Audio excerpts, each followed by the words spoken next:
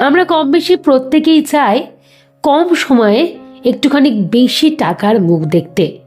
আচ্ছা, একটা কথা বলি, আমাদের প্রত্যেকের ইনকাম কিন্তু সমান নয়। হয়তো দেখা গেল কোনো ব্যক্তির ইনকাম হলো মাঝারি এবং সে চাইছে অনেক টাকার মুখ দেখতে, কিন্তু সেটা কি করে পসিবল? সে কোনো রকম কোনো রিয়েল এস্টেটে ইনভেস্টমেন্ট করতে পারছে না, বা কোনো গোল্ডের ওপর ইনভেস্ট করতে পারছে না, বা তার কোনো বাড়ি রয়েছে সে বাড়িটাকে রিপেয়ার করে নতুন করে ভাড়া বসাতেও পারছে না। এমনকি শুধু তাই নয়, সে হয়তো কোনো ব্যবসার সাথেও সংযুক্ত হতে পারছে না বা কোনো ব্যবসাকে করতেও পারছে না। তাহলে সে টাকার পরিমাণটা বাড়াবে কি করে?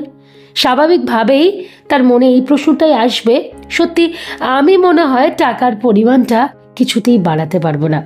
আবার আজকের আলোচনার বিষয়বস্তু হচ্ছে এটাই, তোমার ইনকাম মাঝারি হলেও তুমি তোমার টাকার পরিমাণকে বাড়াতে পারবে।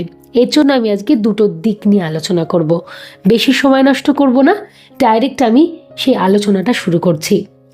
প্রথম পয়েন্টটা বলি, সেটা হলো ব্যাংক এবং পোস্ট অফিসের ক্ষেত্রে আমাদেরকে কি করতে হবে। ধরো আমাদের সাধারণ একটা ইনকাম, যেটা প্রত্যেক মাসের ইনকাম, সেই ইনকামের 75% অ্যামাউন্ট এই স্কিমের জন্য অ্যাপ্লাই করতে হবে, আর বাকি 25% অ্যামাউন্ট, সেই অ্যামাউন্টটা আমরা রাখবো আমাদের এমার্জেন্সি পারপাসের জন্য। সেটা এমার্জেন্সি পারপাস যে কোনো ক্ষেত্র হতেই পারে। 75% অ্যামাউন্টটা কীভাবে শুরু করতে হবে?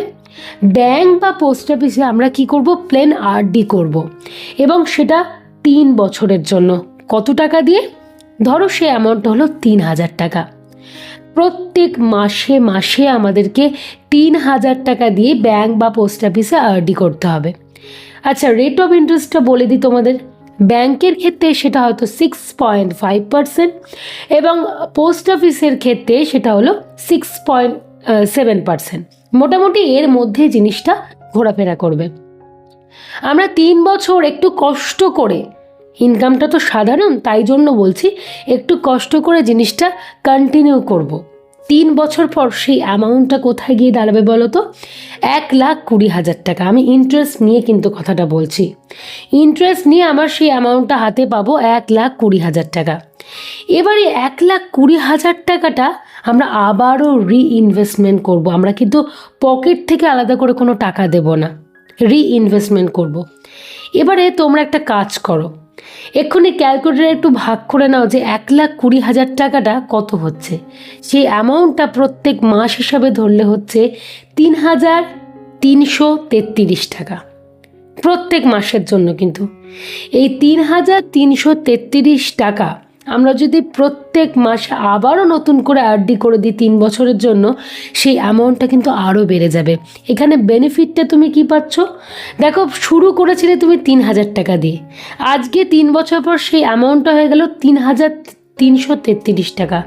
তোমাকে কিন্তু পকেট থেকে টাকা দিতে হলো না, তার মানে তোমার টাকার পরিমাণটা আস্তে আস্তে বাড়ছে। আমি তো তোমাকে এটা 3 বছর 6 বছরের কথা বললাম। এইভাবে তুমি যদি কন্টিনিউ চালিয়ে যাও, মানে ধরো 15 বছর ধরে চালিয়ে যাও, সেই অ্যামাউন্টটা তোমার হয়তো 5,500 টাকা হয়ে যাবে। আর কি অবাকভাবে তোমাকে কিন্তু নিজের পকেট থেকে একটা টাকাও দিতে হচ্ছে না, সবটাই ইন্টারেস্ট বেড়ে বেড়ে আজকে এই পর্যায়ে পৌঁছাচ্ছে। তাহলে টাকা তো তোমার বাড়ছে। একটু ভেবে দেখো তো, সাধারণ মাঝারি তোমার ইনকাম, কিন্তু কি সুন্দরভাবে টাকার পরিমাণ আস্তে আস্তে বাড়তে থাকছে। তোমাকে কোনো রকম কোনো রিয়েল এস্টেট কি গোল্ডের পেছনে ইনভেস্ট কিচ্ছুটি করতে হচ্ছে না। কত সুন্দরভাবেই তুমি চাইলে পারো। তাই বলবো, প্ল্যানটা বা বিষয়টা একটু ভেবে দেখার চেষ্টা করো এবং সেটাকে বাস্তবে রূপান্তরিত করারও চেষ্টা করো। দ্বিতীয় দিকটার কথা বলি, সেটা হলো মিউচুয়াল ফান্ড। অনেকে লাইফে একটু রিস্ক নিতে পছন্দ করে। পোস্ট অফিস ব্যাংকটা একদম রিস্ক নেই, অনেকে পছন্দ করে না আমি একটু রিস্কে খেলবো, ঠিক আছে, তারাও সেটা করতে পারো। এইখানের ক্ষেত্রে কি করবে, তোমরা এসআইপি করবে প্রত্যেক মাসে। সে একই অ্যামাউন্ট, মানে 3,000 টাকা করে প্রত্যেক মাসে এসআইপি করবে। সেটা 3 বছরের জন্যই কন্টিনিউ করো। 3 বছর কন্টিনিউ করার পর ইন্টারেস্ট নিয়ে সেই অ্যামাউন্টটা গিয়ে দাঁড়াবে হচ্ছে গিয়ে 1,30,000 টাকা, ওর থেকেও কিন্তু খানিকটা বেশি।